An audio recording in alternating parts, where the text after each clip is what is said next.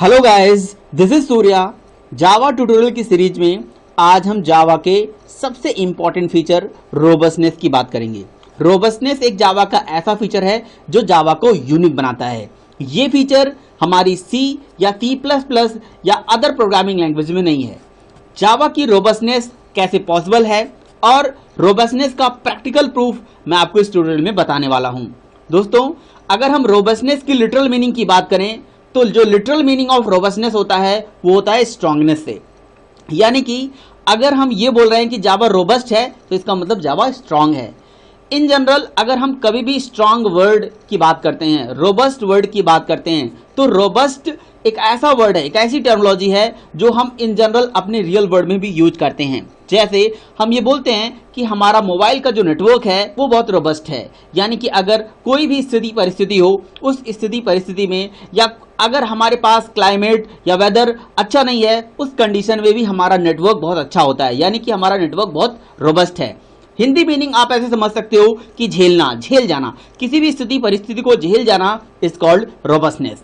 Programming language के point of view से अगर हम रोबस्टनेस की बात करें तो आप बोल सकते हो कि any programming language is robust if we providing some wrong input in the particular programming language, and if this wrong input is accepted by it without terminating the program but with giving a proper message, so we can say that the particular programming language is robust। कहने का मतलब अगर कोई भी programming language है, उस programming language में हमने कुछ रॉन्ग इनपुट दिया और उस रॉन्ग इनपुट को भी अगर एक्सेप्ट कर गया एक प्रॉपर मैसेज के साथ कि आपने ये इनपुट रॉन्ग दिया है बट प्रोग्राम को टर्मिनेट किए बिना, तो हम बोल सकते हैं कि वो प्रोग्रामिंग लैंग्वेज रोबस्ट है।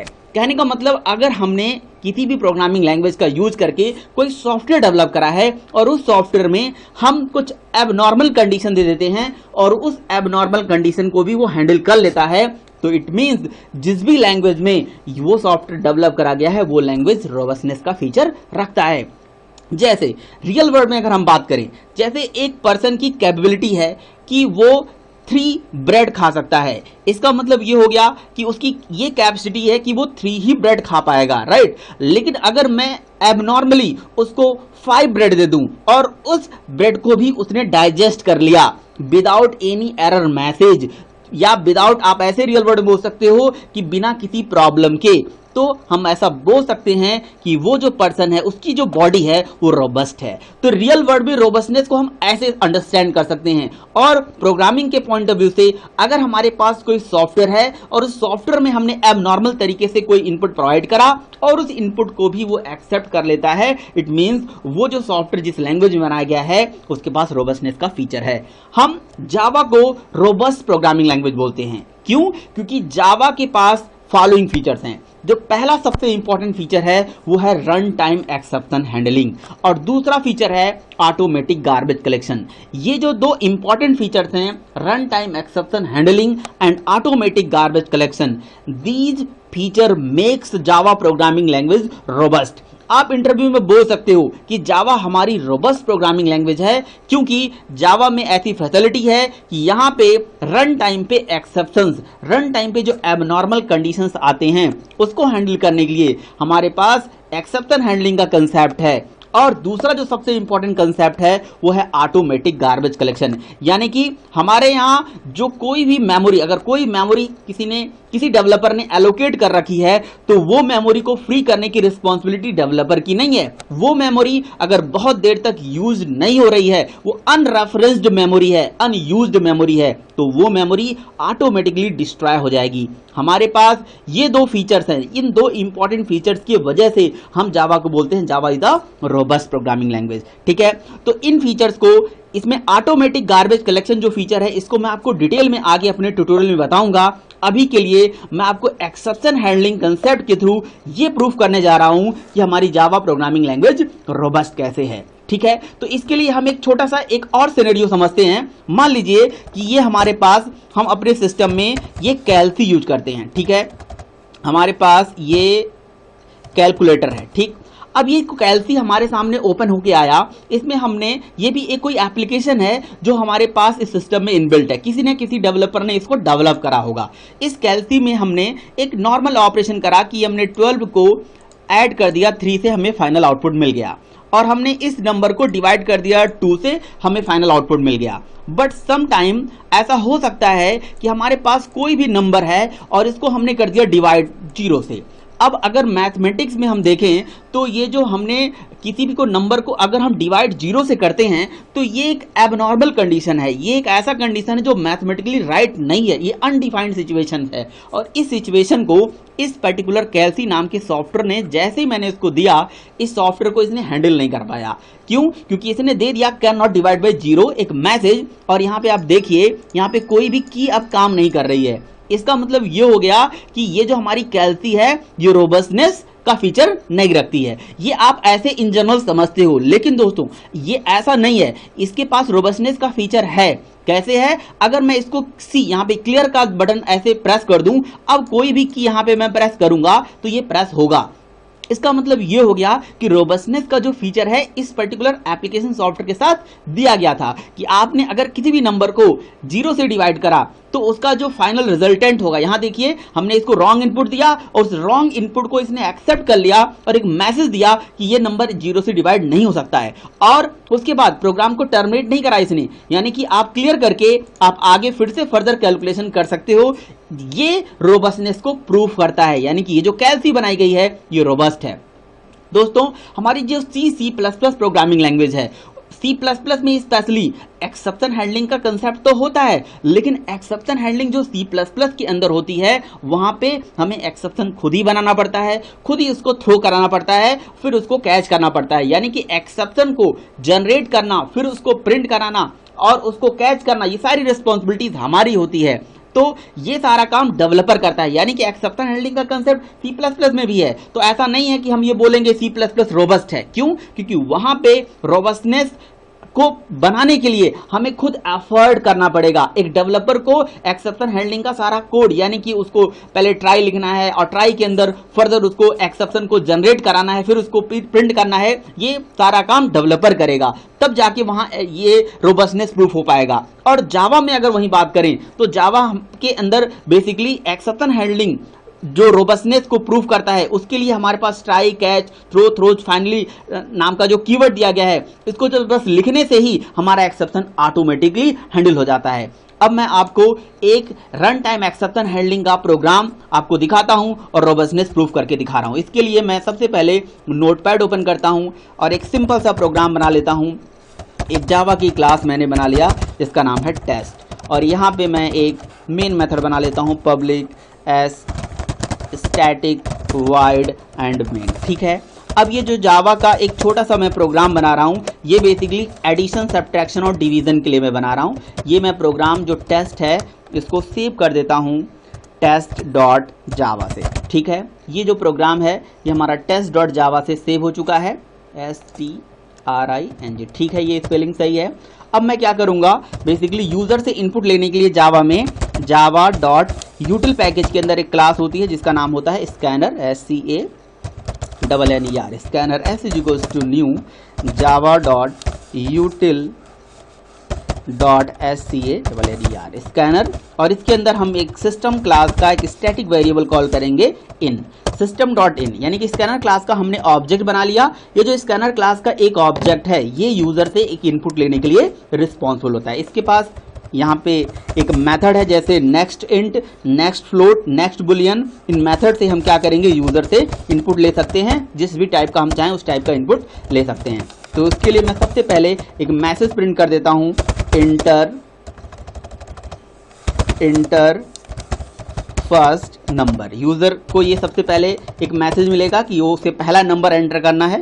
उसने जैसे वो नंबर एंटर करा, मान लीजिए उस नंबर को मैंने इंटीजर में पार्स करके रीड करना है, तो हमें पार्सिंग करने की जरूरत नहीं है। हमारे पास मेथड है नेक्स्ट इंट, जिससे हमें एक इंटीजर नंबर n1 रिटर्न होके आ जाएगा। ठीक है, ये हमने पहला नंबर यूजर से इनपुट लेने का एक छोटा सा स्टेटमेंट लिखा। अब दूसरा स्टेटमेंट मैं लिखने जा रहा हूँ इंटर सेकंड नंबर, और यहाँ पे जो सेकंड नंबर एंटर होगा उसको भी हमें एक दूसरे वेरिएबल में होल्ड करना पड़ेगा।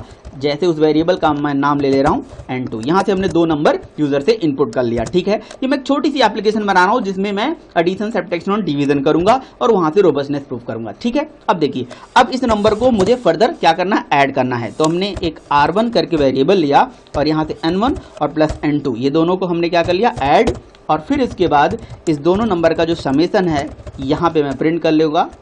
ये देखिए हमने लिख दिया sum of two number is equals to plus यहाँ पे इसके वेरिएबल को मैंने यहाँ कॉन्काटिनेट कर लिया। तो ये मैसेज एज इट इज हमारे सामने स्क्रीन पे दिखेगा। ये जो डबल कोट के अंदर लिखा गया है ये एक ऐसा स्टेटमेंट है जो एज इट इज हमारे स्क्रीन के सामने आ जाएगा और प्लस के साथ ये जो आर में रिजल्ट आया होगा इस दोनों वेरिएबल से, इसको यहाँ पे हम कॉन्काटिनेट करके प्रिंट करा देंगे। ठीक है, अब हमने यहाँ पे एडिशन कर लिया। एडिशन के बाद मैं यहाँ पे अब डिवीजन करूंगा।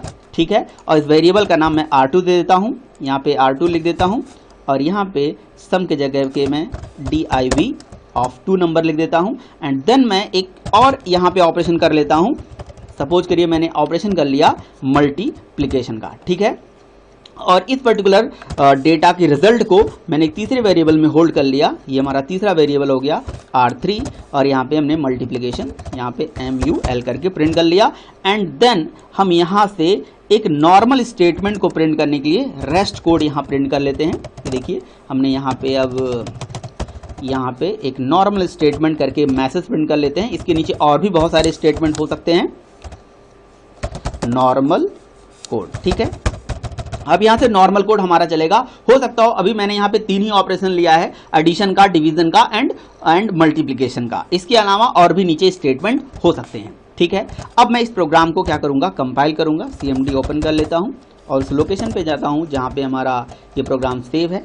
ये मेरा प्रोग्राम डेस्कटॉप पे सेव है। तो हमने जावासी test.java करके प्रोग्राम को कंपाइल कर लिया। जैसे मैंने प्रोग्राम कंपाइल करा हमारा बाइट कोड जनरेट हो गया होगा। ये देखिए हमारी जावा फाइल है, उसका बाइट कोड है। एंड देन हमने जावा और टेस्ट करके प्रोग्राम को रन करा। जैसे मैंने इस प्रोग्राम को रन करा ये हमारा पहला स्टेटमेंट चला, जिस स्टेटमेंट ने हमसे ये कहा कि भाई आप यूजर पहला नंबर दीजिए। मैंने पहला नंबर इसे दे दिया 12 और दूसरा नंबर हमने एंटर कर दिया 2। हमें फाइनल रिजल्ट मिल गया। जो समेशन है इसका 14 एंड डिवीजन है 6 एंड मल्टीप्लिकेशन 2 4 यानी कि 24 हमारे पास आउटपुट हो गया। जो रेस्ट ऑफ कोड है यानी नॉर्मल कोड है वो भी हमारे पास एग्जीक्यूट हो रहा है। ये हमारा एक सिंपल सा प्रोग्राम हो गया, नॉर्मल फ्लो हो गया। लेकिन इसमें ऐसी भी सिचुएशन आ सकती है कि ये जो सॉफ्टवेयर है, ये एप्लीकेशन है, हमने किसी को बना के दिया, उसने इस एप्लीकेशन को जब रन करा तो कुछ ऐसे रन करा, उसने पहला नंबर दिया 12 और दूसरा नंबर दिया 0। ऐसा हो सकता है जैसे मैंने लिखा 0 और 12, तो यहाँ पे आप ये देख रहे हैं कि जो समेशन है वो तो प्रिंट हो गया, लेकिन यहाँ पे हमारा प्रोग्राम, यहाँ पे जो डिवीजन है, यहाँ से इस पर्टिकुलर स्टेटमेंट से हमारा प्रोग्राम क्या हो गया, एबनॉर्मली टर्मिनेट हो गया। एबनॉर्मली टर्मिनेट होने से क्या हो गया, जो रेस्ट ऑफ कोड है वो एग्जीक्यूट नहीं हो पाया। आप देखिए यहाँ पे नॉर्मल कोड आ रहा है नहीं, लेकिन हमने पिछले प्रोग्राम में देखा कि वहां पे नॉर्मल कोड लिखा हुआ आ रहा था और रेस्ट ऑफ कोड भी एग्जीक्यूट हो रहा था। तो इसका मतलब ये हो गया कि हमारे जावा में रोबस्टनेस फीचर बाय डिफॉल्ट नहीं होता है। आपने कुछ रॉन्ग इनपुट दिया, उस रॉन्ग इनपुट को उसने एक्सेप्ट कर लिया, एक्सेप्ट करने के बाद प्रोग्राम फोर्सफुली टर्मिनेट हो गया, तो ये रोबस्टनेस को प्रूफ नहीं कर रहा है। तो रोबस्टनेस कैसे होगा, जब इस पर्टिकुलर प्रोग्राम में हम एक्सेप्शन हैंडलिंग का कोड लिखेंगे। वैसे हमें लिखने की जरूरत नहीं है, हमें बस उस स्टेटमेंट को जहां पे एक्सेप्शन आने के चांसेस हैं उसको ट्राई कैच में लिख देना है। जैसे मैं उस स्टेटमेंट को ट्राई कैच में लिखूंगा, हमारे पास जो भी एक्सेप्शन आएगा वो एक्सेप्शन रन टाइम पे अपने आप हैंडल हो जाएगा। जैसे मैं ये पर्टिकुलर स्टेटमेंट को यहां से लिखता हूं ट्राई एंड देन इस स्टेटमेंट को ट्राई एंड कैच में यहां लगा दिया हमने कैच, और यहां पे होल्ड कर लेता हूं मैं EXCEPTION एक्सेप्शन, और एक वेरिएबल का नाम लेता हूं यहां पे E1। ठीक है, और उसके बाद इस एक्सेप्शन को यहाँ पे मैं प्रिंट कर लेता हूँ E1 को। ठीक है, अब देखिए यहाँ पे एक्सेप्शन कैसे आएगी, क्या होगा क्या नहीं होगा, इससे हमें चिंता करने की जरूरत नहीं है। अगर आपका प्रोग्राम कंपाइल होने के बाद अब एग्जीक्यूट होगा, जैसे मैं इसको एग्जीक्यूट करता हूँ, ये देखिए मैं एग्जीक्यूट कर रहा हूँ, और अगर हमने गलती से भी कुछ रॉन्ग इनपुट दिया तो रॉन्ग इनपुट देने के बाद हमारे पास प्रोग्राम में आप यहाँ पे ये देख रहे हो कि जो हमारा रॉन्ग इनपुट था वहां पे एक मैसेज आया कि अर्थमेटिक एक्सेप्शन डिवाइड बाय 0, लेकिन रेस्ट ऑफ जो कोड है वो एग्जीक्यूट हो रहा है। यानी कि जहां पे प्रॉब्लम है, जहां पे गलती है, उस गलती को इसने दिखाया और दिखाने के बाद रेस्ट ऑफ द कोड को एग्जीक्यूट करा। तो ये रोबस्टनेस को प्रूव कर रहा है कि इसका मतलब ये हो गया कि हमने लैंग्वेज में रॉन्ग इनपुट दिया, रॉन्ग इनपुट को उसने एक्सेप्ट कर लिया विद प्रॉपर मैसेज के साथ, और उसके बाद रेस्ट ऑफ कोड को क्या कर रहा है, execute without terminating the program, rest of code को एग्जीक्यूट कर रहा है। This is the what meaning of robustness. ठीक, यहां पे आप ये देख रहे हो ट्राई और कैच के लिखते ही ये सारा कोड अपने आप चला। ये एक्सेप्शन हैंडलिंग का पार्ट है जिसको मैं डिटेल में आपको बताऊंगा एक्सेप्शन हैंडलिंग जब पढ़ाऊंगा। ठीक है, तो फिलहाल हम अभी ये देख रहे हैं कि ये ट्राई कैच के लिखते ही ये सारा स्टेटमेंट अपने आप एग्जीक्यूट हो रहा है और एक्सेप्शन हैंडलिंग अपने आप हो रही है। वहीं अगर हम C++ की बात करें तो C++ में ये सारा कोड हमें खुद ही करना पड़ेगा, खुद ही लिखना पड़ेगा। एक्सेप्शन हैंडलिंग का कोड खुद एक डेवलपर को लिखना पड़ेगा, तो ये डेवलपर के लिए कॉम्प्लेक्सिटी होगा। ठीक है ना, तो इस तरह से हम ये बोल सकते हैं कि हमारी जावा प्रोग्रामिंग लैंग्वेज रोबस्ट हुई। कैसे? क्योंकि यहाँ पे एक्सेप्शन हैंडलिंग का कंसेप्ट है। और यहाँ पे जब हम ट्राई कैच में लिखते हैं तो यहाँ पे जो मैसेज है, इवन यहाँ पे हम कोई भी मैसेज लिख सकते हैं कि please do not divide by 0। यहाँ पे हम मैसेज लिख सकते हैं डिवाइड बाई ZERO। ठीक है, यहाँ कोई जरूरी नहीं है कि आप इवन ही मैसेज लिखें, यहाँ पे आप यूजर डिफाइन कोई मैसेज लिख सकते हैं। एंड यहाँ पे आप कॉन्टैक्ट नंबर भी लिख सकते हैं कि please contact to the following person by like XYZ। Right, यहाँ पे आप लिख सकते हो ये मैसेज और जैसे ही एक्सेप्शन आएगा तो आपको एक इंडिकेशन मिल जाएगा या कोई भी क्लाइंट को इंडिकेशन मिल जाएगा कि ये प्रॉब्लम है और इस प्रॉब्लम के लिए मुझे इस पर्सन से कॉन्टैक्ट करना है। राइट, आप यहाँ पे देखिए, यहाँ पे वो मैसेज प्रिंट होके आ गया। यानी कि ऐसा कोई जरूरी नहीं है कि कैच में आप ही प्रिंट करोगे, इवन ही प्रिंट करोगे, अपने अकॉर्डिंगली मैसेज प्रिंट कर सकते हो। तो हम जावा को रोबस्ट प्रोग्रामिंग लैंग्वेज क्यों बोल रहे हैं? क्योंकि जावा के अंदर रोबस्टनेस दो तरह से हुई, दो फीचर से हुई। एक पहला फीचर जो हमारा रन टाइम एक्सेप्शन हैंडलिंग और दूसरा फीचर ऑटोमेटिक गार्बेज कलेक्शन। ये ऑटोमेटिक गार्बेज कलेक्शन और run time exception handling feature Java को क्या बनाता है? रोबस्ट बनाता है। Guys, a big thank you for watching my videos. For more videos please like, share and subscribe my channel. Take care of you and your family. Thank you.